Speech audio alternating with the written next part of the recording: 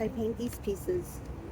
I paint them during the week, paint them at night, and I clean houses sometimes or an office building, and then I come home and I paint. And I wait till canvas goes on sale, and I buy canvas, and then I paint.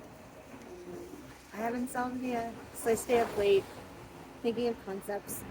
And then when I get up, let out my little dog, and paint. And then I find a little spot on the sidewalk and I show my art.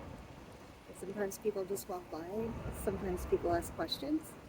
Most of the time I get nice comments. Sometimes I don't get anything. Nobody owes me anything. I live in a time where rent has gone up exponentially and people can't afford to pay what they used to for art. So I make smaller pieces. I do little studies and I sell those. Sometimes I come out and I don't sell anything. Sometimes I come out and I sell 6 or 7 pieces. Would it be nice to not have to think about money when I make my art? Absolutely. I'd rather do that.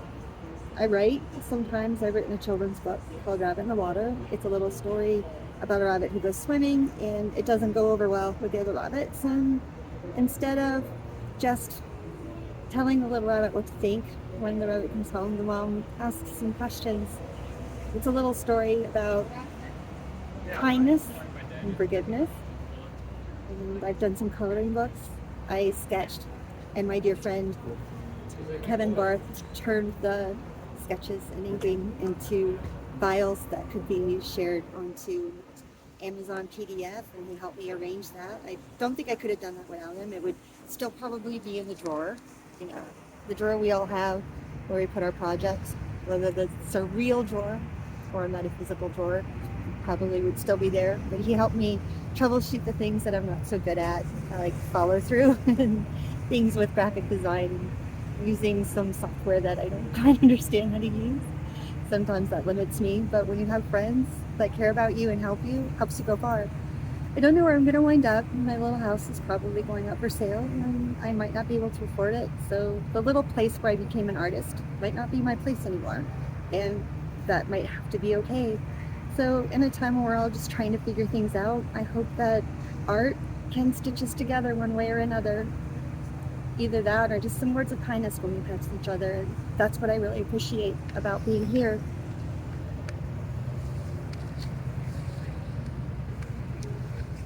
Thank you, St. Pete. St. Pete is where I really became an artist. Not just an artist who sketches sometimes, but an artist who devotes herself to creating. I was a dancer my whole life. My parents put me in a tap dance class when I was 6 years old because they found I had a pattern sequence disorder, and they always wondered why I transposed my words. I didn't write upside down. Not all dyslexia is about writing upside down. Sometimes it's about not remembering patterns. Sometimes you can be taught something and think you understand it, and then your brain just kind of comes along like an eraser with a chalkboard and just erases it. And I was experiencing that. So my loving parents put me in tap dance, and that not only gave me confidence because I was actually good at something, it helped my brain kind of rewire just a little bit. Still, certainly you wouldn't want me to be your accountant, but I can paint and I can sketch and I can create floral designs. That's something else my parents did for me. They put me through floral design school. So I have a lot to be thankful for. I'm so thankful that my mom painted a bull and a bullfighter and hung it on the wall. I'm thankful that my parents put the TV in the closet when I was a little girl and gave me art supplies, and we would sit around the kitchen table and we would paint. And my mom taught me how to sketch, and she would say just a few lines, just a few lines, and she showed me how to be a minimalistic artist. Of course, I'm not so minimalistic now, but that's where I had my roots. So instead of just staring at the TV, I would stare at her bull and bullfighter, and I would read. I would read a lot. It took me a long time to learn how to read, longer than it should have, but when they finally discovered what neurologically was going on with me, I could get some help.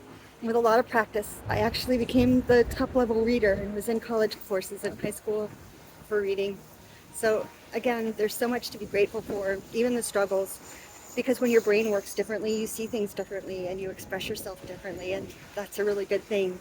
So for all of you out there who are having experiences where you don't quite know where you fit in or what you were supposed to be doing, it's okay. Just keep experimenting and practicing and absorb those words of kindness, even if they're the ones that you give yourself, and be grateful to the people who are helping you. And I know it can sometimes be hard to let things roll off your back, like when people make fun of you for misspelling or putting a comma instead of a period because you weren't wearing your readers and you didn't see the difference, or your brain just didn't pick it up. Doesn't mean you need to slow down, it just means your brain's different.